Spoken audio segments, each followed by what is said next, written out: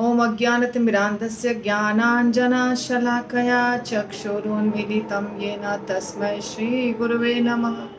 श्रीचैतन्यमनोभीष्टं स्थापितं येन भूतले स्वयं रूपः कदा मह्यं ददाति स्वपदान्तिकं। वन्देऽहं श्रीगुरो श्रीयुतापदकमलं श्रीगुरून् वैष्णवांश्च श्रीरूपं साग्रजातं सहगण रघुनाथान्वितं तं सजीवं साद्वैतं सावधूतं परिजनसहितं कृष्णचैतन्यदेवं श्रीराधा कृष्णपादान् सगणललिता श्रीविशाखान्विताश्च नमो विष्णुपादाय कृष्णप्रेष्ठाय भूतले श्रीमते भक्तिवेदान्तस्वामिनिति नामिने नमस्ते सारस्वती देवे गौरवाणी प्रचारिणे निर्विशेष शून्यवादी पाश्चात्य देशतारिणे। जय श्री कृष्ण चैतन्य प्रभु नित्यानंद श्री अद्वैत गदाधर शिवासादि गौर भक्तवृंद। हरे कृष्ण कृष्ण कृष्ण हरे हरे, हरे राम राम राम हरे हरे। जय श्री राधा कुंज बिहारी भगवान की जय, राधा वृंदावन चंद्र भगवान की जय, गौर निताई भगवान की जय, जगन्नाथ बलदेव सुभद्रा सुदर्शन भगवान की जय, बालाजी भगवान की जय, पूर्ववर्ती आचार्य वृंद की जय, वर्तमान आचार्य वृंद की जय, समस्त गौड़ीय भक्त वृंद की जय, अनंत कोटि वैष्णव वृंद की जय, शील प्रभुपाद की जय, गुरु महाराज की जय। हमारा चल रहा था आदि लीला दूसरा अध्याय, श्लोक संख्या 19। तो 19 को ही हम पूरा नहीं हुआ था, कंटिन्यू कर रहे हैं, ठीक है। अनंत स्फटिके जैछे एक सूर्य भासे, तैछे जीव गोविंदेर अंश प्रकाशे। कृष्णदास कविराज गोस्वामी बता रहे हैं कि जैसे सूरज की रोशनी अनंत कोटि रत्नों में प्रतिबिंबित होती है, अर्थात जहाँ जहाँ रोशनी पड़ती है हर जगह रिफ्लेक्शन होता है, या समझिए तो उनका सूर्य देवता का पिक्चर बनता है। तो ऐसा नहीं है कि एक ही जगह, चाहे अगर 1000 हो या लाख हो या करोड़ हो, रत्न या शीशा या कुछ भी, सब जगह उनका प्रतिबिंब बनेगा। तो उसी प्रकार भगवान भी हर जीव के हृदय में होते हैं, विराजमान होते हैं, ठीक है। तो सिंपल, समझना आसान है, हर जीव। और उन्होंने एक उदाहरण दिया जो श्रील प्रभुपाद हमेशा देते हैं कि एक वृक्ष पर 2 पक्षी हैं, एक परमात्मा और एक जीवात्मा। परमात्मा नामक पक्षी फल खा रहा है और जीवात्मा उसको देख रहा है। जीवात्मा रूपी पक्षी फल खा रहा है और परमात्मा फल खाता देख रहा है, और जीवात्मा पलट के नहीं देखता है, फल खाने में बहुत व्यस्त है। जिस दिन जीवात्मा पलट के देखेगा भगवान को, उस दिन मुक्त हो जाएगा। तो हम हैं सब जीवात्मा जो इस दुनिया में फल यानी कि कर्म और कर्म के फल को भोग रहे हैं और भगवान की तरफ नहीं देख रहे हैं। तो इस तरह ये सब हमने पिछले क्लास में कर लिया था। अब आगे देखना है क्या बोल रहे हैं प्रभुपाद। परमात्मा जीव को उसके विगत कर्मों के फलस्वरूप सकाम कर्मों में लगाता है, किंतु स्वयं परमात्मा को ऐसे कार्यों से कोई सरोकार नहीं रहता। ज्यों ही जीव सकाम कर्म करना बंद कर देता है और भगवान के श्रेष्ठता को समझकर उसकी सेवा करने लगता है, त्यों ही सारी उपाधियों से मुक्त हो जाता है और शुद्ध होकर भगवत धाम वैकुंठ लोक चला जाता है। तो जैसा कि भगवत गीता में भी अभी चल रहा है, आप देख रहे हैं भगवत गीता में भी यही सब बातें चल रही हैं। तो जीव जो है वो सकाम कर्म करता है, अर्थात देखिए बात समझिए, सकाम कर्म और निष्काम कर्म ये दोनों को समझना जरूरी है। क्यों हम सकाम करते हैं, क्यों हम निष्काम करते हैं। निष्काम कर्म बुद्धिमान व्यक्ति करते हैं, सकाम कर्म मूर्ख व्यक्ति करते हैं। मूर्ख व्यक्ति अपने आप को बंधन में फंसाता है, वो ये नहीं समझता है कि हम जो कार्य कर रहे हैं उसका यदि हम परिणाम भोगने की कोशिश करेंगे तो हम यहीं रह जाएंगे। इसीलिए वो मूर्ख होने के कारण कुछ कार्य करता है, उसका परिणाम भोगता है, फिर और आगे कार्य करता है, फिर और परिणाम भोगता है। इस प्रकार वो इस दुनिया में फंसा रहता है। जो बुद्धिमान है वो भगवान के लिए कार्य करता है, हर कार्य को समर्पित करता है भगवान को, अपने भोग विलास के लिए नहीं करता है, इसीलिए वो फंसता नहीं है। कल भी अब 2 श्लोक बचे हैं भगवत गीता के 4थे अध्याय में। कल 1 श्लोक तो समाप्त हो जाएगा, शायद परसों नहीं तो और 2 दिन में 4था अध्याय समाप्त हो जाएगा, दिव्य ज्ञान का अध्याय। तो वहां पे भी अंत में इस तरह की बात आ रही है। मतलब कल आपको मिलेगा निष्काम कर्म के बारे में थोड़ा ज्ञान प्राप्त होने वाला है। तो सकाम और निष्काम दोनों व्यक्ति कर्म कर रहे हैं, पर एक सकाम एक निष्काम, कामना के साथ और बिना कामना के। कामना किसको कहते हैं? अपनी इच्छा, इच्छा की पूर्ति के लिए हम कार्य करते हैं। इच्छा की पूर्ति के लिए जब भी कार्य करेंगे तो फंसेंगे, निश्चित रूप से फंसेंगे। आज हमारी मीटिंग चल रही थी, हमारा कोर कमेटी है, एक हमारे गुरु महाराज के शिष्यों की कोर कमेटी इस पुणे में, छोटी सी कमेटी है। तो उसमें एक श्रील प्रभुपाद के परपोट को पढ़ा, बहुत अच्छा लगा। वो है 3रे स्कंद में। तो श्रील प्रभुपाद के परपोट का थोड़ा सा स्टार्टिंग का पढ़े प्रभु जी, एक ब्रह्मचारी प्रभु जी पढ़े। तो उसमें अभी मैं तो खोल के देखी नहीं हूँ, अभी फिलहाल खोल के देखा नहीं है, वैसे तो ये चीज़ हम पढ़ते ही हैं कि भक्ति भी 3 गुणों में होती है। ऐसा लगता है ना कि भक्ति तो हम सब कर रहे हैं, पर भक्ति करने वाला व्यक्ति भी गुणों में होता है। कोई व्यक्ति सतोगुण में है, कोई रजोगुण में है और तमोगुण में है, तीनों भक्ति कर रहे हैं। और यही नहीं, सतोगुण में भी बहुत ब्रांचेस हैं, तमोगुण में भी ब्रांचेस है और रजोगुण में भी ब्रांचेस है। तो ऐसा लग रहा है कि हर व्यक्ति चैंटिंग कर रहा है, ऐसा लग रहा है हर व्यक्ति आरती कर रहा है, हर व्यक्ति कथा सुन रहा है, हर व्यक्ति भोग लगा रहा है, परंतु गुणों में फर्क होने के कारण सबके भक्ति की क्वालिटी अलग अलग हो रही है। किसी की भक्ति तमोगुणी हो रही है, किसी की रजोगुणी हो रही है, किसी की सतोगुणी हो रही है। प्रभुपाद जो प्रभु जी ने आज पढ़ा प्रभुपाद के परपोट को, उसमें तमोगुणी भक्ति के बारे में, मतलब तमोगुणी भक्त जो भक्ति करता है, भक्ति तमोगुणी नहीं होती है, पर भक्त के भाव के कारण वो तमोगुणी हो जाती है। तो भक्त का भाव यदि सकाम कर्म वाला होगा, जैसे कि भक्ति हम अपना लिए हैं, भक्ति को हम इस लाइन में आ चुके हैं, परंतु हमारा भाव अभी तक सकाम कर्म वाला है, हमारे अंदर क्रोध है, कामना है, बहुत कुछ है, तो हम भक्ति तो करेंगे परंतु उसके बावजूद भी शुद्ध भक्ति नहीं होगी और हम फंसे रहेंगे इस दुनिया में। जब तक हमें समझ नहीं हो कि शुद्ध भक्ति क्या है, तब तक फंसे रहेंगे। तो भक्त भी जो होते हैं ना, वो भी अलग अलग कैटेगरी के होते हैं और अलग अलग तरीके से साधना करते हैं, ये बात को हमको समझना है। परमात्मा क्या करते हैं? देखिए, परमात्मा सारे जीवों के पथ प्रदर्शक हैं और जीवों की इच्छाओं को पूरा करने में हाथ नहीं बटाते। लिख रहे हैं प्रभुपाद, जीवों का पथ प्रदर्शक तो है और जीवों की इच्छाओं को पूरा करने में हाथ नहीं बटाता, लेकिन प्रकृति द्वारा उसकी पूर्ति के लिए व्यवस्था करता है। इस बात को समझना बहुत आवश्यक है, सूक्ष्म चीज है। एक दिन शशिबाला माता जी ने मेरे से प्रश्न पूछा था दोपहर के क्लास में, बहुत अच्छा प्रश्न था। ये भोले भाले भक्त के दिमाग में ऐसा प्रश्न आता है।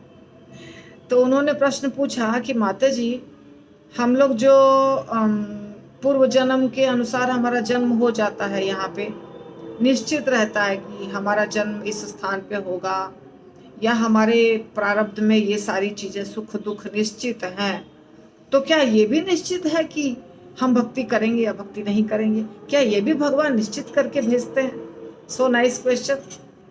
देखिए, तो भगवान कुछ नहीं हमारे लिए करते हैं, अर्थात देखिए, भगवान के लिए सारे जीवात्मा है, दुनिया में जितने जीवात्मा है इतना छोटा सा कीड़ा हो या ब्रह्मा जी हो, सब भगवान के समान अंश हैं, कोई फर्क नहीं है। और सबके लिए भगवान समान है, अर्थात बेईमानी नहीं होती है भगवान के दुनिया में, थोड़ी भी बेईमानी नहीं। ये जीव को हम कम करेंगे, ये जीव को हम ज्यादा करेंगे, इतना रंच मात्र भी कृष्ण नहीं करते, रंच मात्र भी नहीं, पूरा क्रिस्टल क्लियर एवरीथिंग।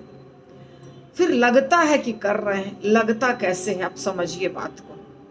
एक बहुत इंपॉर्टेंट चीज क्या है कि अगर यहाँ 100 लोग हैं, मान लीजिए यहाँ 100 जीवात्मा है, इस रूम में 100 जीवात्मा है, तो 100 जीवात्मा 100 तरह की इच्छा रखा हुआ है अपने हृदय के अंदर। ये आपको पता है, ये कोई नई बात नहीं है। अभी यहाँ पे 11 और 6 और 7 18 डिवोटी हैं, मुझे मिला के 1900 डिवोटी, 19 प्रकार के व्यक्ति हैं। एक भक्त दूसरे जैसा, एकदम दूसरे जैसा नहीं होता है, बिल्कुल नहीं होता है। तो अगर 100 जीवात्मा है तो 100 प्रकार के जीवात्मा है, यानी उनके अंदर 100 प्रकार के विचार वाले जीवात्मा है। यानी हमारा जो मन है वो अलग है, आपका अलग, उसका अलग, उसका अलग, सबका अलग अलग मन है, इच्छाएं अलग अलग हैं सबकी। तो भगवान कृष्ण जो है ना, बहुत होशियार, बहुत होशियार है भगवान कृष्ण, बहुत होशियार, बहुत इंटेलिजेंट। थोड़ा भी गलती कर नहीं सकते हैं ये, थोड़ी भी गलती कर नहीं सकते हैं। तो वो क्या करते हैं, 100 जीवात्मा की 100 इच्छाओं की पूर्ति करते हैं। पर कैसे करते हैं, देखिए, किसी की इच्छा हुई, ये 100, देखिए 100 लोग, अभी हम 100 मान के चलते हैं, असंख्य जीवात्मा है। 100 में से एक की इच्छा हुई कि हम मंदिर जाएं, एक की इच्छा हुई हम शास्त्र का अध्ययन करें, एक की इच्छा हुई हम अच्छा प्रसाद खाएं, एक की इच्छा हुई हम सिनेमा हॉल जाएं, एक की इच्छा हुई हम डिस्को में जाएं, एक की इच्छा हुई हम शराब पिए। समझ गए, सबकी इच्छा अलग अलग है। पर भगवान कृष्ण किसी को उसके इच्छा को पूरा करने में रोकेंगे नहीं। जिसकी इच्छा शराब पीने की है उसको शराब का जो स्थान है उस वहां तक पहुंचने में मदद करेंगे। जिसकी इच्छा भागवतम सुनने और पढ़ने की है उसको भागवतम तक पहुंचने में मदद करेंगे। जिसकी इच्छा प्रसाद खाने की है उसको प्रसाद खाने में मदद करेंगे। जिसकी इच्छा जो करने की है उसको वो करने के लिए भगवान मदद करते हैं। अब आप बताइए भगवान कहाँ गलत है? इसका मतलब 100% अपनी इच्छा के ऊपर हमारा सब कुछ निर्भर करता है, भगवान की इच्छा के ऊपर नहीं। भगवान किसी जीवात्मा के साथ बुरा नहीं करते हैं। तो हमारी इच्छा हुई बुरा करने की और बुरा कार्य करने के लिए भगवान ने मदद किया। आप समझे कैसे मदद किया? प्रकृति के द्वारा, प्रकृति के द्वारा इंतजाम करवाया। डायरेक्टली भगवान मदद नहीं करेंगे, प्रकृति के परमात्मा हृदय में बैठे हैं, परमात्मा इंतजाम करेंगे। जैसे हमने सुबह वर्णन किया, सुबह के क्लास में आज भगवद गीता के सुबह के लाइव क्लास में, कि जैसे हमने आपको वर्णन किया था कि हमें कुछ संशय है और हमें उस संशय को क्लियर करने के लिए किसी की ज़रूरत है। कोई व्यक्ति से हम चाह रहे हैं मेरा डाउट क्लियर हो जाए, मेरा शास्त्रों के बारे में जो प्रश्न है वो उत्तर मिल जाए। वहाँ परेशान होकर के 2, 4, 5, 10 लोगों से पूछ रहे हैं। परमात्मा को तो पता है कि ये भक्त बहुत परेशान है, इसको उत्तर चाहिए। तो परमात्मा हमें या तो वैसे व्यक्ति से मिलाएंगे, या तो वैसे ग्रंथ से आपको मिलाएंगे, या तो स्वयं बताएंगे, पर उत्तर अवश्य मिलेगा। और देखिए, मुझे इसका अनुभव है। मैं कई बार जो प्रश्न को सोचते रहती हूँ, मेरे दिमाग में प्रश्न रहता है, तो बुक खोलती हूँ ना, उत्तर वहीं मिल जाता है किसी भी बुक को खोलने से। जो प्रश्न मेरे दिमाग में बहुत चल रहा है, ये मेरे साथ कई बार हुआ है। तो परमात्मा क्या करते हैं, अरेंजमेंट करते हैं प्रकृति के द्वारा। तो जितने जीवात्मा हैं, चाहे वो कीड़ा हो, चाहे वो ब्रह्मा जी हो, चाहे वो हाथी हो, चाहे वो मनुष्य हो, चाहे वो साइंटिस्ट हो, चाहे वो एक डांसर हो, उसकी वो इच्छा थी, इसीलिए वो उस स्थान पर है। अपने इच्छा के अनुसार वो उस स्थान पर पहुंचा है, और उसको उस स्थान पर पहुंचने में, उसके इच्छा की पूर्ति करने में भगवान ने सिर्फ सहायता की है, और वो भी इनडायरेक्टली प्रकृति माता के द्वारा। ये बात को आप समझ जाइए, भगवान किसी के साथ अन्याय नहीं करते। हमारी इच्छा होती है हम इस दुनिया में रहें, यहीं सड़े, यहीं पर गले, यहीं पर मरे, तो भगवान क्या करेंगे, हमको बोलते ठीक है करो, ऐसी बात। ज्यों ही जीवात्मा परमात्मा के साथ अपने संबंध के प्रति जागरूक हो उठता है, त्यों ही वो भौतिक बंधन से मुक्त हो जाता है। तो भगवान के प्रति, भगवान के बारे में जानने के प्रति जब इच्छा हमारी पैदा होती है, हम चाहते हैं भगवान के विषय में जानना, या अपने विषय में जानना, या आध्यात्मिक जगत के विषय में जानना, तुरंत भगवान इंतजाम कर देते हैं, तुरंत व्यक्ति बंधन से मुक्त हो जाता है। तो जो बंधन में फंसा है, इसका मतलब उसको इच्छा है बंधन में रहने की, उसको इच्छा है कि हम इसी दुनिया में रहें, हम इस 3 गुणों के अंदर रह करके घूमते रहें, इसलिए वो यहाँ है। ईसाई चिंतक कर्म के विधान में विश्वास नहीं करते, अतएव वे यह तर्क देते हैं कि मनुष्य को अपने पूर्व कर्मों का कोई ज्ञान नहीं होता, तो फिर उन्हें स्वीकार करना व्यर्थ है। हत्यारों को पहले कचहरी में गवाह द्वारा उसके दुष्कर्मों का अवगत कराया जाता है, तब दंड दिया जाता है। तो जो क्रिश्चियन का जो ग्रंथ है, बाइबल इत्यादि, तो वहाँ पे अलग थियरी है। वहाँ पे ये पूर्व जन्म और पूर्व जन्म के कर्म और उस कर्म का परिणाम और प्रारब्ध इत्यादि नहीं है, जैसा प्रभुपाद लिख रहे हैं, हमने बाइबल पढ़ा नहीं है। तो ऐसा कह रहे हैं प्रभुपाद कि जब हमें पूर्व जन्म की कोई बात याद ही नहीं है, तो हमको सजा क्यों मिलेगी, ऐसा उनका कहना है कि ऐसा उनको कहा जाता है, उनको ये सिखाया जाता है, इसलिए ये सब चीज़, ये सिद्धांत उनके धर्म में नहीं है। क्योंकि हम किसी को दंड देते हैं, जब कोर्ट में यदि किसी को दंड दिया जाता है जज के द्वारा, तो उसको बताया जाता है कि तुमने ये कार्य किया था, इसलिए तुम्हें दंड मिल रहा है। तो यदि हमें याद ही नहीं है तो हमें दंड क्यों मिलेगा?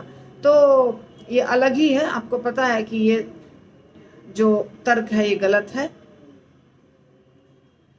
क्योंकि जो परम सत्य है, भगवान कृष्ण या विष्णु भगवान जो बैठे हुए हैं गोलोक धाम में या आध्यात्मिक जगत में, तो उनका बहुत हिसाब किताब लंबा चौड़ा होता है, और हमारा जो अलग अलग जन्म होता है उसमें सज़ा मिलती है या पुरस्कार मिलता है, वो सारा हिसाब किताब होता है, पूरा कैलकुलेशन होता है। इतना डिटेल में नॉलेज नहीं होने के कारण जो क्रिश्चियन लोगों का सिद्धांत है वो छोटे स्तर पर है, ये कह सकते हैं।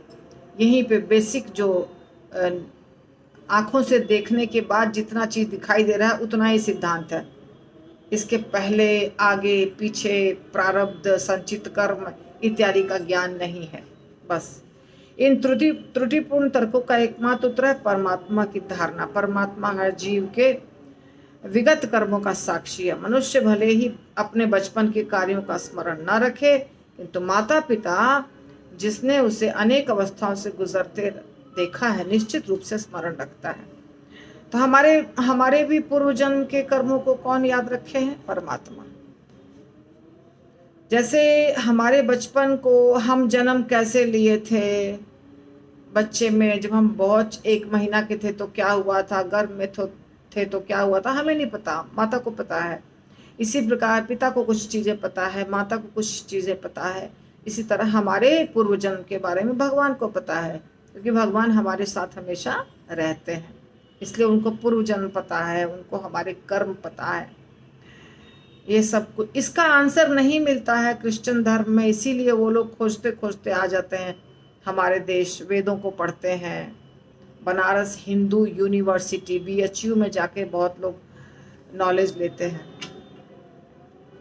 इसी प्रकार अनेक जन्मों में जीव के शरीर में अनेक परिवर्तन होते हैं, किंतु परमात्मा उनके साथ रहते हैं जो सारे कार्यों को, तो हमारा हिसाब किताब भगवान रखते हैं, उसके आधार पर हमें देते हैं सजा या पुरस्कार या अगला शरीर।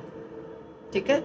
अथवा बहु नैतेन किं ज्ञातेन तवार्जुन विष्टभ्या हम इदम कृष्णम एकांशेन स्थितो जगत। ये भगवत गीता का श्लोक है। तो भगवान कृष्ण कह रहे हैं, अब मैं तुमसे अधिक क्या कहूँ, मैं केवल अपने एक अंश द्वारा इस विराट जगत में व्याप्त मैं एक अंश के द्वारा इस विराट जगत में व्याप्त रहता हूँ। भगवत गीता का 10.42। तो देखिए ये जो चैप्टर है ना, यहाँ पर अभी लगातार कृष्णदास कविराज गोस्वामी ये सिद्ध कर रहे हैं कि चैतन्य महाप्रभु स्वयं कृष्ण है। इसलिए अलग अलग जगह से उनके महानता को साबित कर रहे हैं, कृष्ण को भी और बाद में चैतन्य महाप्रभु कृष्ण स्वयं ये साबित करेंगे ये पूरा। इसलिए चैतन्य लीला लेटर आने वाला है। तो यहाँ हो गया। अब देखिए भीष्म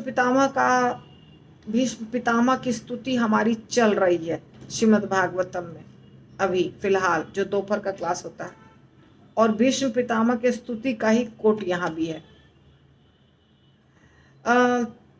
तममिम अहम अजम शरीर भाजाम रिधि रिधि धिष्ठितम आत्म कल्पितानाम प्रतिदृश्यमिव नैकधारकमेकं समधिगतोस्मि विधूत भेद मोह। भीष्म पितामह कहते हैं, जिस प्रकार एक ही सूर्य विभिन्न दर्शकों को भिन्न भिन्न प्रतीत होता है, उसी तरह हे अजन्मा आप हर जीव में परमात्मा के रूप में भिन्न भिन्न प्रकार से प्रतिनिधित्व करते प्रतीत होते हैं। किंतु जब दर्शक अपने को आपके सेवक के रूप में जान लेता है तो उसमें ऐसा द्वैत नहीं रह पाता। इस प्रकार अब मैं आपके शाश्वत रूप को समझने में समर्थ हूँ और भली भांति जानता हूँ कि परमात्मा आपका अंश मात्र है।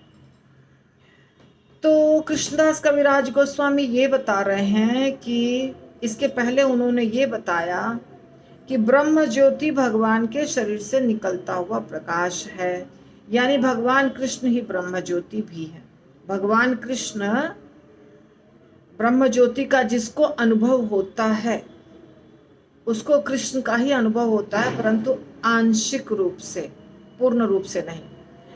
अब यहाँ कह रहे हैं कि परमात्मा भी भगवान का अंश मात्र है। इसके लिए उन्होंने एक श्लोक लिया भगवत गीता से और दूसरा श्लोक लिया श्रीमद् भागवतम से। भगवत गीता से जो श्लोक लिया वो 10.42 10.42 नंबर, श्रीमद् भागवतम से जो श्लोक लिया वो 1.8.41 नंबर। दोनों स्थान पर यह बताया जा रहा है कि परमात्मा भगवान के एक अंश है। एक जगह भगवान स्वयं कह रहे हैं और एक जगह भीष्म पितामह कह रहे हैं। तो भगवान स्वयं कह रहे हैं कि हे अर्जुन, मेरे एक अंश मात्र से ये विराट जगत जन्म लेता है या विराट जगत में मैं रहता हूं। भगवान परमात्मा के रूप में कण कण में विराजमान है। ठीक है, ये आप सुने होंगे बहुत बार। तो भगवान शिरोदक्षाई विष्णु जो भगवान का एक पुरुषावतार है, वही परमात्मा के रूप में हर कण कण में विराजमान रहते हैं। और भीष्म पितामह भगवान के अलग अलग रूपों को याद करके उनको प्रणाम कर रहे हैं। तो उसमें एक ये भी है जिसमें कह रहे हैं भीष्म पितामह कि आप परमात्मा के रूप में सबके हृदय में रहते हैं, यानी परमात्मा आपका एक अंश मात्र है। तो कई बार लोग परमात्मा को ही सब कुछ समझ लेते हैं, कृष्ण को तो नहीं समझते हैं भगवान, बल्कि परमात्मा को भगवान समझते हैं, परम पुरुषोत्तम या परम सत्य मान लेते हैं। परंतु यहाँ पे क्या साबित कर रहे हैं कृष्णदास कविराज गोस्वामी कि परमात्मा कृष्ण के अंश है, कृष्ण नहीं है परमात्मा के अंश। बहुत जगह सिद्धांत ये बताता है कि क्षीरोदक्षाई विष्णु से दशावतार उत्पन्न हुए। सारे दशावतार जो हैं, 10 प्रकार के अवतार जो प्रसिद्ध अवतार हैं, कूर्म अवतार, नरसिंह अवतार, वराह अवतार, परशुराम अवतार, बुद्ध अवतार, कल्कि अवतार, राम अवतार, ये जितने अवतार हैं ये सब क्षीरोदक्षाई विष्णु से प्रकट हुए हैं। और इसी में एक कृष्ण अवतार भी है, यानी कि कृष्ण क्षीरोदक्षाई विष्णु के अवतार हैं, ऐसा बहुत लोग मानते हैं। पर हम लोग जो गौड़ीय वैष्णव हैं वो कहते हैं कि क्षीरोदक्षाई विष्णु कृष्ण के अवतार हैं, मतलब उल्टा, क्षीरोदक्षाई विष्णु कृष्ण के अवतार है, ना कि कृष्ण क्षीरोदक्षाई विष्णु के अवतार है। ठीक है ना, तो बहुत बड़ी चीज है। तो यहाँ पे भी यही बात भीष्म पितामह कह रहे हैं। ये श्लोक भागवतम का है। इसे कुरुओं के पितामह भीष्मदेव ने कहा था जब वे अपने जीवन के अंतिम काल में शरशैया पर लेटे थे। जब महाराज युधिष्ठिर मरणासन्न भीष्म से नैतिक और धार्मिक उपदेश ग्रहण कर रहे थे, उस स्थान पर अर्जुन, कृष्ण तथा उनके असंख्य मित्र, प्रशंसक, परिजन, ऋषि मुनि एकत्र थे। बहुत सारे लोग थे वहां पे, बहुत सारे लोग सब सुनने गए थे कि भीष्म पितामह जैसे व्यक्ति, महान योद्धा। भीष्म पितामह साधारण व्यक्ति नहीं थे, सिर्फ योद्धा ही नहीं थे, योद्धा थे। कितना ज्यादा उनको कंट्रोल था इंद्रियों के ऊपर, प्रतिज्ञा लिया था, इतना कठोर प्रतिज्ञा लिया था, आजीवन ब्रह्मचर्य व्रत का पालन किया था, भगवान कृष्ण के भक्त थे, बहुत सारे गुण थे। और उनको बहुत धर्म का भी ज्ञान था, नीति का ज्ञान था, राजनीति का ज्ञान था, धनुर्धर थे बहुत बड़े, यानी योद्धा थे, सेनापति थे, तो साधारण व्यक्ति नहीं थे। तो जब भीष्म पितामह शरीर त्याग रहे थे तो उन्होंने युधिष्ठिर को ज्ञान दिया। भगवान कृष्ण ने कहा युधिष्ठिर को कि तुमको मेरे से संतुष्टि नहीं मिल रही है, मेरे सांत्वना से तुम्हारा हृदय शांत नहीं हुआ है, चलो अब भीष्म पितामह के पास। तो भीष्म पितामह से तो बहुत प्यार करते थे ना युधिष्ठिर महाराज, सारे प्यार करते थे, सारे बच्चे। वो दादाजी थे, खेले थे उनके गोद में। तो बड़े व्यक्ति बोलते हैं ना, तो यही सेम चीज यदि मैं आपको बोलूं, सेम चीज, सेम लाइन मैं बोलूं, सेम लाइन, एक लाइन, आपको इतना बजे उठना चाहिए, इतना बजे माला करना चाहिए, अगर मैं बोलती हूं कोई फर्क नहीं पड़ेगा। पर यदि यही बात गुरु महाराज बोलेंगे तो वो व्हाट्सएप पे सब जगह सर्कुलेट होगा, गुरु महाराज के वचन है, गुरु महाराज के वचन है, गुरु महाराज के वचन है, प्रभुपाद के वचन है, प्रभुपाद के वचन है। क्यों? क्योंकि उनके लिए प्रेम है आपके हृदय में, उनके वचनों को आप ध्यान से सुनते हैं, तर्क नहीं करते हैं। रिलेशनशिप ऐसा है। तो कृष्ण ने बोला तो युधिष्ठिर महाराज को फर्क नहीं पड़ा, पर भीष्म पितामह बोल रहे हैं तो युधिष्ठिर महाराज जवाब भी नहीं देंगे, वहां चुपचाप सुनेंगे, क्योंकि भीष्म पितामह बोल रहे हैं। तो एक रिस्पेक्ट होता है, सम्मान होता है, रिलेशनशिप होता है, जिसके कारण व्यक्ति उस बात को गहराई से सुनता है और मानता है, और वहां तर्क कुतर्क जवाब सवाल कुछ नहीं करता है। तो इसीलिए भगवान कृष्ण ने कहा, और भी कारण थे, पर भगवान कृष्ण ने कहा युधिष्ठिर को कि चलो भीष्म पितामह से सुनो। तो युधिष्ठिर महाराज सुने, जो भी उन्होंने कहा वो श्रीमद् भागवतम में भीष्म स्तुति के नाम से बहुत प्रसिद्ध है। तो ये तब कहा जब वो मरणासन्न थे, शरशैया पर लेटे हुए थे। अंतिम समय था उनका। तो वहां सिर्फ पांडव और भीष्म पितामह नहीं थे, बड़े बड़े ऋषि मुनि सब एकत्र हुए थे सुनने के लिए। आजकल का जमाना नहीं था ना कि वहां नहीं भी एकत्र हुए, यूट्यूब पर सर्कुलेट हो जाएगा पूरे, हर जगह पूरे विश्व में हम देख सकते हैं, हमको वहां जाने की जरूरत नहीं है। ऐसा तो नहीं था उस समय, तो पर्सनली जाके वहां बैठ के सुनना पड़ेगा, तभी हम जान पाएंगे। अगर हम उस समय वहां प्रेजेंट नहीं हुए तो बाद में किसी और के मुंह से सुनेंगे तो वो फिर एग्जैक्टली वो नहीं सुनाई देगा और वो मजा भी नहीं आएगा, है ना। इसीलिए जहां भी कथा होती थी पहले के जमाने में, ऋषि मुनि, बहुत अच्छा समय था, बहुत अच्छा। भगवान रामचंद्र जी जब 14 वर्ष के लिए वनवास में गए तो बहुत खुश थे। सब लोग सोच रहे थे कि ये भरत जी आए, चलो लौट करके चलिए, वापस लौट करके चलिए, राज्य करिए, आप राजा हैं, मैं दास हूं।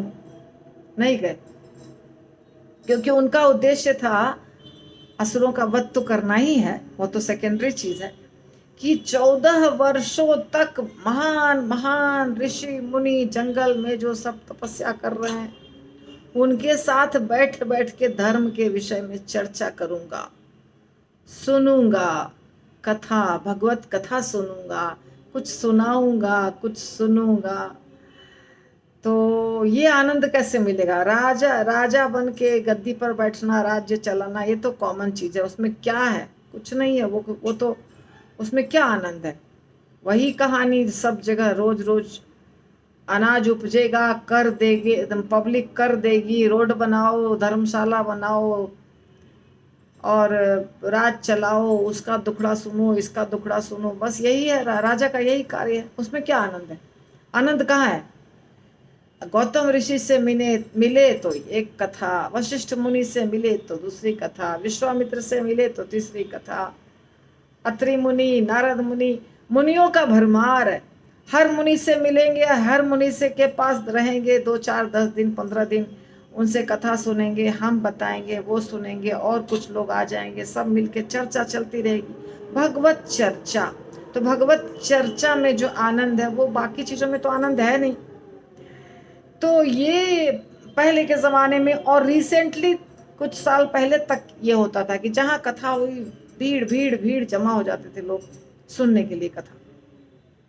तो भीष्म पितामह जब शरीर त्याग रहे थे, या परीक्षित महाराज को सुखदेव गोस्वामी कथा सुना रहे थे, तो वहाँ पब्लिक, साधारण जनता, यहाँ तक कि ऊपर से स्वर्ग लोकों से बहुत सारे ऋषि मुनि, देवी देवता, सारे ऋषि मुनि धरती पर नहीं रहते थे, बहुत ऊंचे स्वर्ग लोकों से भी ऊंचा लोक है ऋषि मुनियों के रहने का स्थान।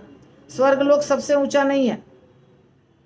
ओम भूर्भुवः स्वः, स्व के ऊपर फिर और लोक है, तपोलोक, सत्यलोक, और जहाँ वो रहते हैं, क्या कहते हैं, नाम नहीं याद आ रही है, तो जनलोक, जनलोक, ऐसे अलग अलग लोक हैं जो स्वर्ग से भी ऊपर है। तो वहाँ ऋषि मुनि क्या करते हैं? बैठ के शांति से, वहाँ बहुत शांति रहती है। स्वर्ग तक बहुत झंझट है, स्वर्ग लोक तक जीना मुश्किल है, क्योंकि स्वर्ग लोक में राज्य करते हैं देवता गण, और हम यहाँ पे भूलोक में हैं, और भूलोक के ऊपर भूवर लोक है, और भूलोक के नीचे सारे असुरों का लोक है, नागलोक, और अलग अलग प्रकार के लोक हैं, अतल वितल सुतल तलातल महातल रसातल। और बार बार असुर और देवताओं के बीच में झगड़ा होता है और डिस्टर्बेंस होता है। तो बड़े बड़े जो ऋषि मुनि हैं उनको नहीं चाहिए, वो इससे भी ऊपर चले जाते हैं, स्वर्ग से भी ऊपर के जो लोग हैं वहां जाते हैं, शांति से बैठते हैं, ध्यान करते हैं, कथा सुनते हैं, कथा बोलते हैं, मस्त रहते हैं।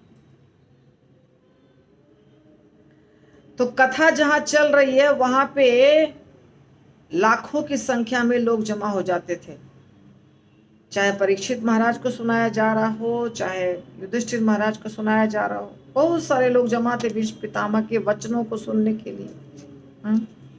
जिस प्रकार एक सूर्य अनेक व्यक्तियों को देखने की वस्तु है, उसी प्रकार भगवान कृष्ण का एक अंश जो हर जीव के हृदय में परमात्मा रूप में तथा विविध प्रकार से दिखाई देने वाली वस्तु है। जो व्यक्ति भगवान कृष्ण की नित्य सेवा में अपने को लगाकर उनके निकट संपर्क में आता है, वह परमात्मा को भगवान के अंतर्यामी अंश रूप में देखता है। भीष्मदेव जानते थे परमात्मा उन भगवान कृष्ण का अंश रूप है जिन्हें वे परम अजन्मा दिव्य रूप में समझ चुके थे। तो भीष्म पितामह को ज्ञान था। और श्रील प्रभुपाद कहते हैं कि भीष्म पितामह वैकुंठ लोक गए। इसी के परपोट के दौरान कहते हैं भीष्म पितामह वैकुंठ लोक गए। तो ये हो गया जिसमें कि साबित किया कृष्णदास कविराज गोस्वामी ने कि परमात्मा भी भगवान कृष्ण के अंश हैं और ब्रह्म ज्योति भी भगवान कृष्ण के अंश है। सेहित गोविंद साक्षात चैतन्य गोसाई, वही गोविंद साक्षात चैतन्य महाप्रभु हैं। जीव निस्तारित ऐछे दयालु आर नाई। अब कह रहे हैं कृष्णदास कविराज गोस्वामी, वही कृष्ण तो है, वही गोविंद तो है जो साक्षात चैतन्य बन करके आए हैं, जीवों के कल्याण के लिए आए हैं। उनके जैसा दयालु और कोई नहीं है। ऐछे दयालु आर नाई। नमो महावदान्याय कृष्ण प्रेम प्रदायते। महान दयालु कृष्ण प्रेम देने के लिए आए हैं।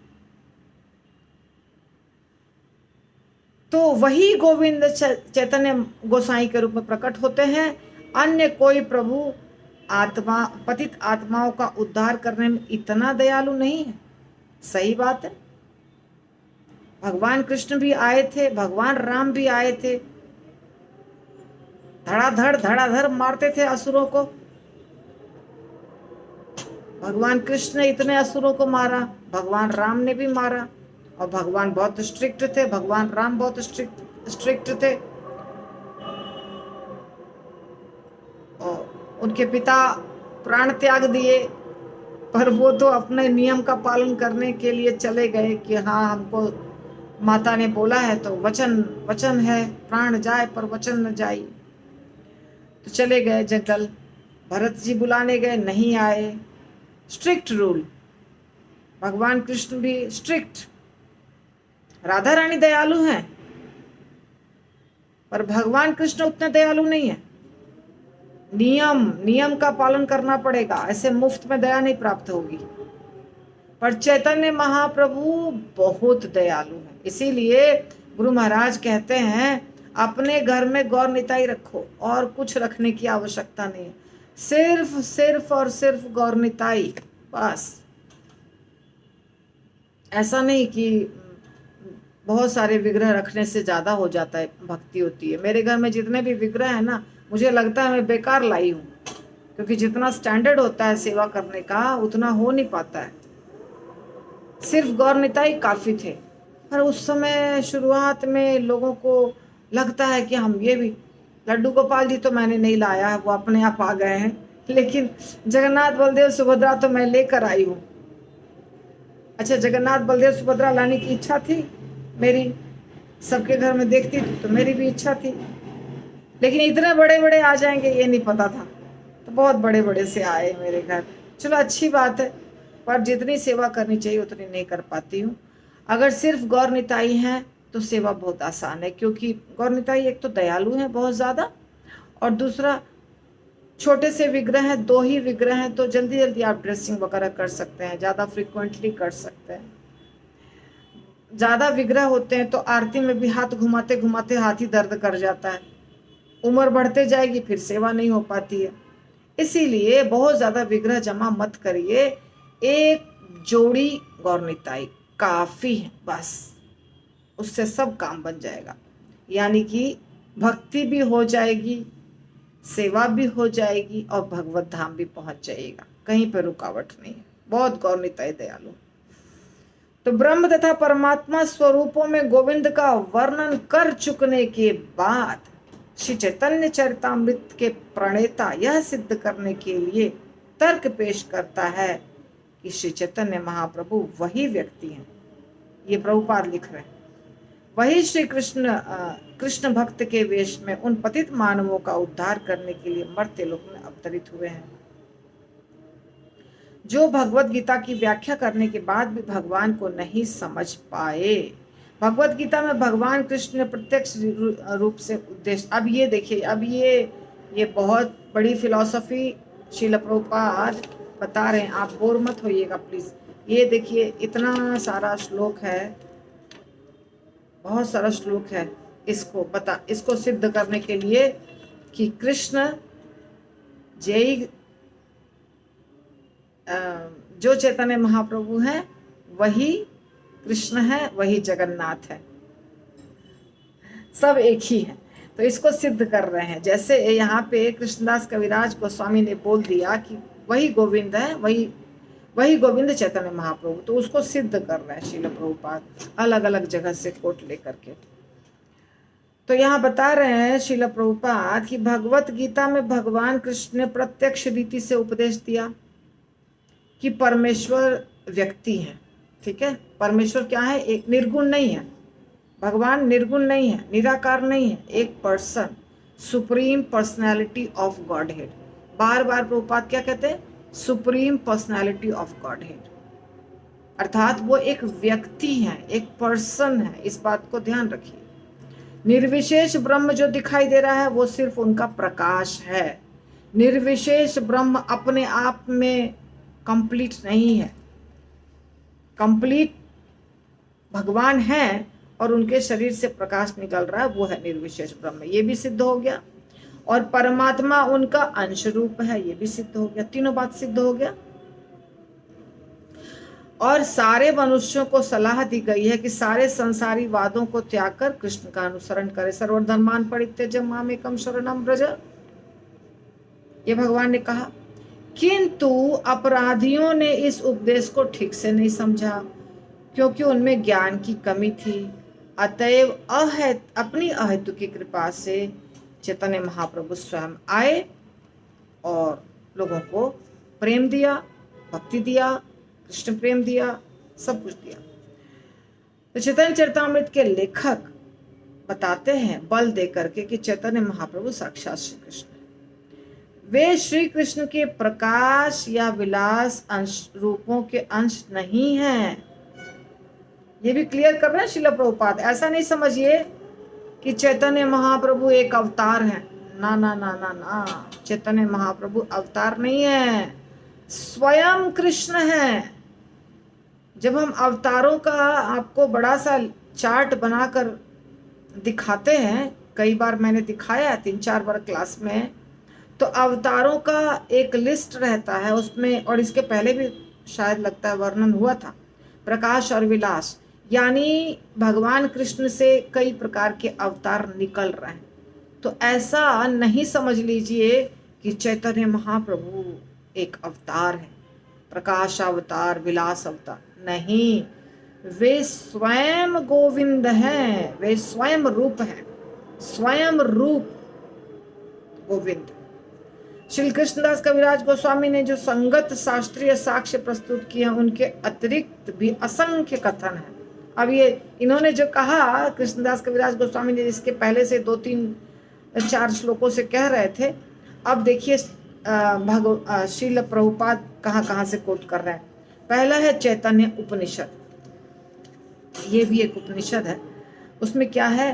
गौरह सर्वात्मा महापुरुषो महात्मा महायोगी त्रिगुणातीत सत्वरूपो भक्तिम लोके काश्यति।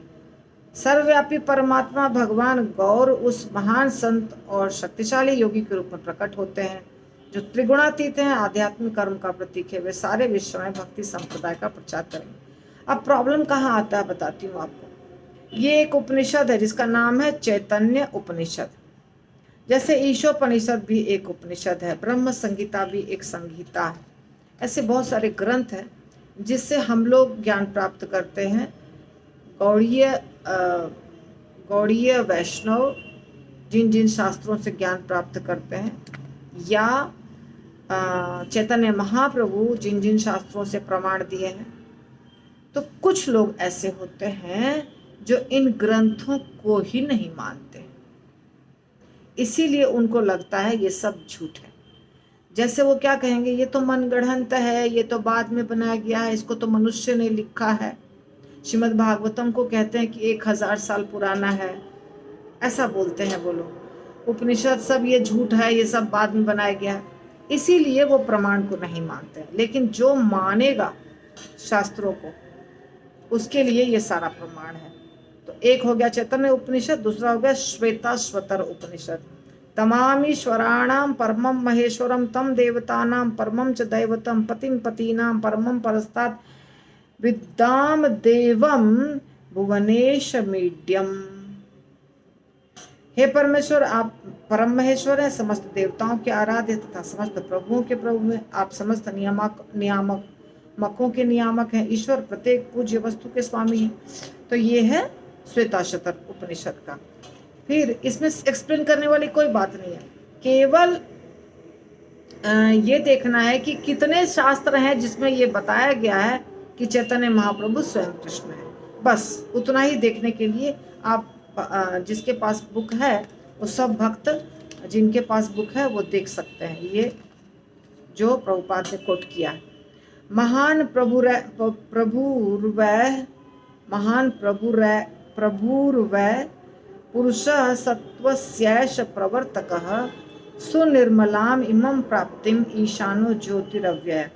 भगवान महाप्रभु हैं जो दिव्य प्रकाश को विस्तारित करता है। उनके संपर्क में आने का अर्थ है अविनाशी ब्रह्म ज्योति के संपर्क में आना। श्वेताश्वतर उपनिषद। फिर मुंडक उपनिषद। यदा पश्यते रुक्म वर्णम कर्तारम ईशम पूर्वम ब्रह्म योनिम। जो स्वर्णिम रंग वाले भगवान परमेश्वर परम कर्ता परब्रह्म के उद्गम का दर्शन करता है वह मुक्त हो जाता है। ये सब इंडिकेट कर रहे हैं कि चैतन्य महाप्रभु स्वयं कृष्ण है। और फिर श्रीमद् भागवतम से देयम सदा परिभवग्नम अभीष्ट दोहम तीर्थास्पदम शिवी विरंचिनुतम शरण्यम भृत्यार्तिहम प्रणतपाल भवाब्धिपोतम वंदे महापुरुष चरणारविंदम। हम उन भगवान के चरण कमलों में सादर नमस्कार करते हैं जिनका सदैव ध्यान करना चाहिए। वे अपने भक्तों के अपमानों को नष्ट करते हैं, उनके दुखों को दूर करते हैं, उनकी आकांक्षाओं को पूरा करते हैं। वे समस्त तीर्थों के आगार, समस्त मुनियों के आश्रय हैं और शिव तथा ब्रह्मा द्वारा पूज्य हैं। वे जन्म तथा मृत्यु के सागर को पार करने के लिए देवताओं के नौका है। ये भी श्रीमद् भागवतम से आया। देखिए, ये सब प्रभुपाद ने बोला है। इसके ऊपर एक शब्द भी चर्चा करने की शक्ति मुझे नहीं है, मैं सिर्फ आपको बता रही हूँ।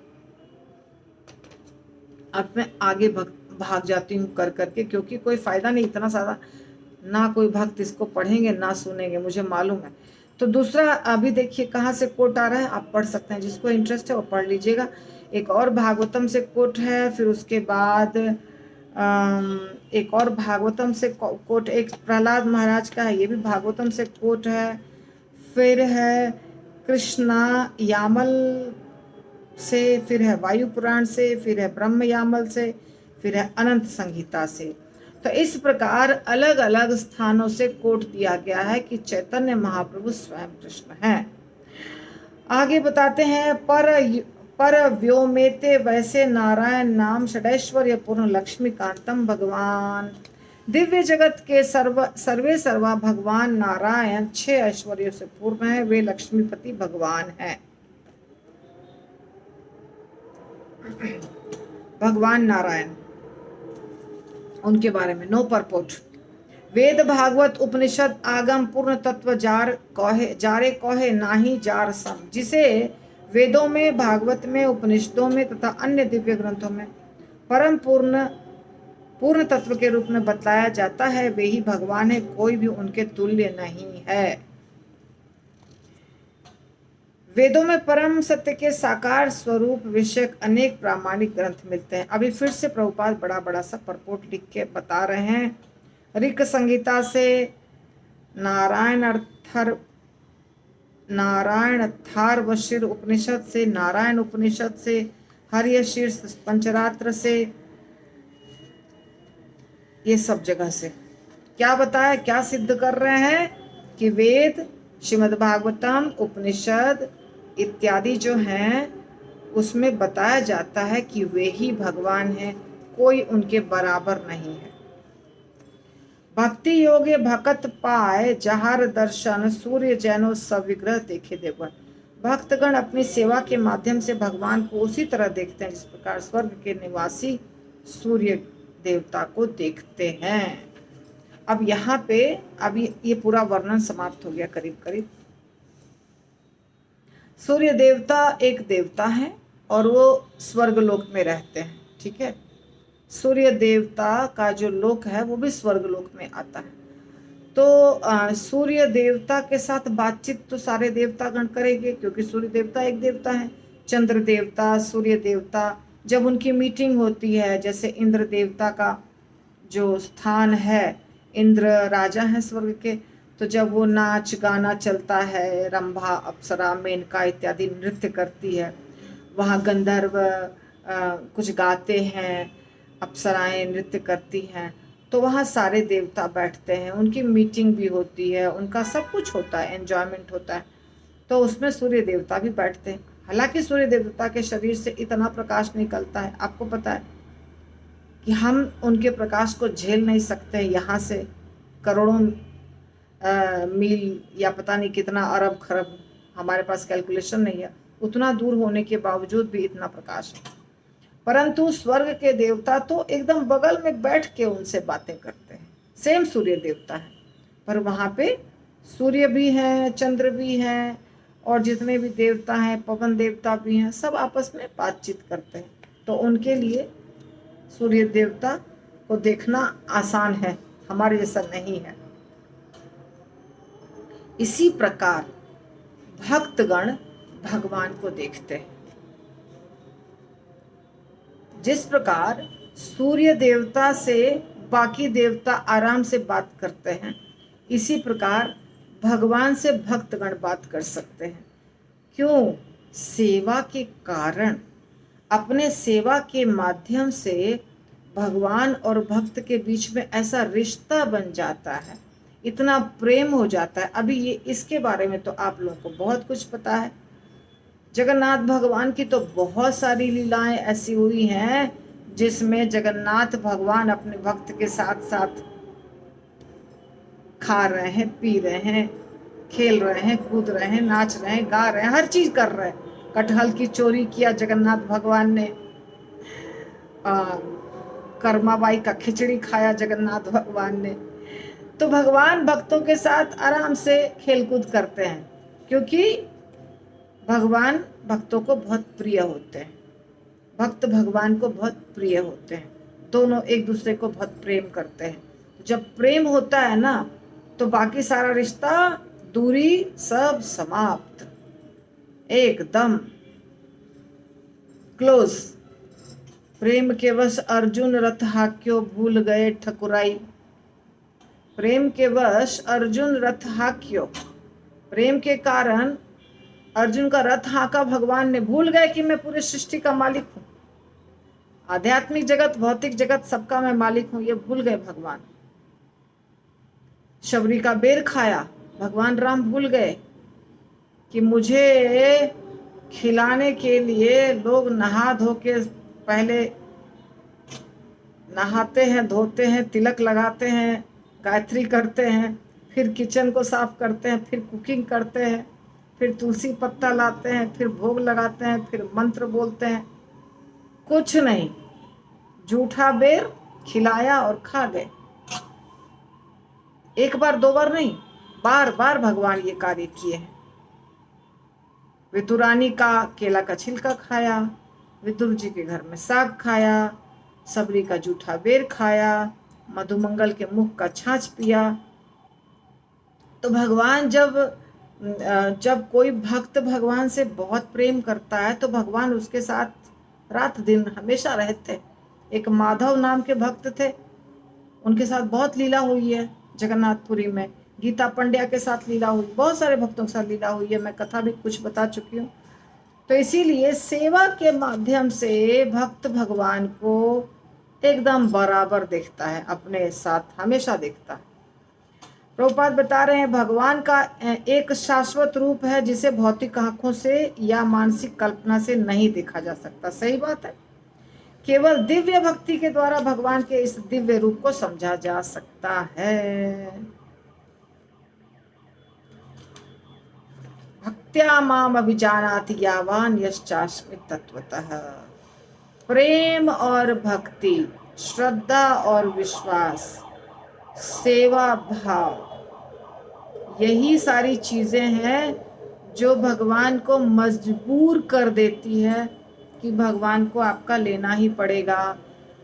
आज नहीं, उस दिन राधे श्याम प्रभु नरसिंह चतुर्दशी के दिन जो भी बात बता रहे थे, सिंपल लेक्चर दिया उन्होंने, बहुत सिंपल लेक्चर, एकदम नए भक्तों के लायक लेक्चर था।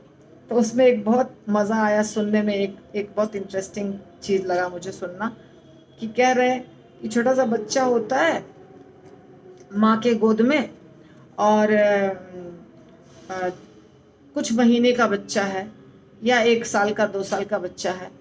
तो जब विंटर सीजन आता है तो माँ को वो ये नहीं पूछता है कि माँ विंटर सीजन आ रहा है, जाड़े का दिन आ रहा है, तुम मेरे लिए स्वेटर खरीदी हो कि नहीं, या मेरे लिए स्वेटर बनाई हो कि नहीं। उसको पूछने की ज़रूरत नहीं है, माँ अपने आप उसके लिए स्वेटर देगी। और बच्चा इसके लिए टेंशन नहीं लेता है कि मेरी मम्मी स्वेटर अगर नहीं दी तो मैं क्या करूँगा, ठिठुर ठिठुर के जाड़े में मर जाऊँगा, ऐसा नहीं सोचता है बच्चा। बच्चे और माता के बीच में अंडरस्टैंडिंग क्लियर रहती है। बच्चा को पता है कि जो चीज़ हमको चाहिए वो हमारे मम्मी के पास है, और वो मम्मी 1 मिनट में हमको देने वाली है। बच्चे को ये बात पता है, फुल कॉन्फिडेंस। इसी प्रकार जो भगवान के भक्त हैं उनको भगवान को बोलने की जरूरत नहीं है, भगवान मेरी बेटी जवान हो रही है, उसकी शादी करनी है, पैसा नहीं है, कहाँ से आएगा, आप जरा देख लीजिए, लड़का ढूंढ दीजिए, बेटे की पढ़ाई के लिए पैसा नहीं है, घर नहीं है, कल खाऊंगा क्या, इसके लिए पैसा नहीं है, नौकरी नहीं है। कुछ भी बोलने की जरूरत नहीं है, सब कुछ भगवान को पता है। नरसिंह मेहता जो थे उनके हर चीज की आवश्यकता की पूर्ति भगवान करते थे। नरसिंह मेहता भजन करते रहते थे। तो हमारा भजन अगर उस लेवल का हो जाएगा तो भगवान, कल मेरे साथ जो दुर्घटना घटी, मेरी बेवकूफ़ी, 100% मेरी बेवकूफ़ी थी। तो माता जी ने कहा ना, ज्योतिमुखी माता जी इसमें होंगी, कि आपके ऊपर भगवान की कृपा है इसीलिए कुछ नहीं हुआ, नहीं तो कुछ भी हो सकता था। एकदम सत्य, एकदम 100% सत्य, क्योंकि ये एक बार नहीं घटी है घटना, ऐसी ऐसी बहुत घटना हुई है मेरे जीवन में, ऐसी बहुत घटनाएं हुई है जिसमें कुछ भी हो सकता था, कुछ भी, परंतु बच गई। कैसे हो गया? भगवान।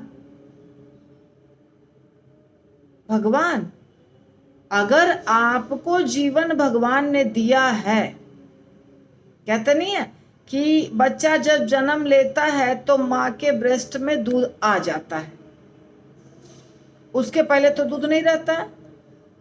तो भगवान को पता है कि बच्चा अभी जन्म लिया, इसको दूध पीना है, तो माँ को दूध भगवान देते हैं। वही माँ पहले, वही लड़की पहले थी, उसको तो दूध नहीं था।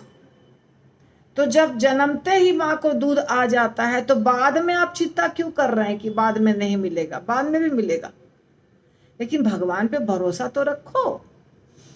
और भगवान पे खाली भरोसा रखने से नहीं काम चलेगा। उस समय आप इतने छोटे से बच्चे हैं, 3 किलो के, 3.5 किलो के, आपके पास ना चलने की शक्ति है, ना बोलने की शक्ति है, ना कुछ करने की शक्ति है, तो भगवान ने आपको दूध दे दिया। अगर आप बड़े हो गए, 18-20 साल के जवान, एकदम 70 किलो वजन वाले, 6 फीट लंबे हो चुके हैं, अब आप कहिएगा कि भगवान हमको सब कुछ दे दें, यहीं पे परोस के खाने के लिए, हम कुछ काम नहीं करेंगे, वो नहीं होगा।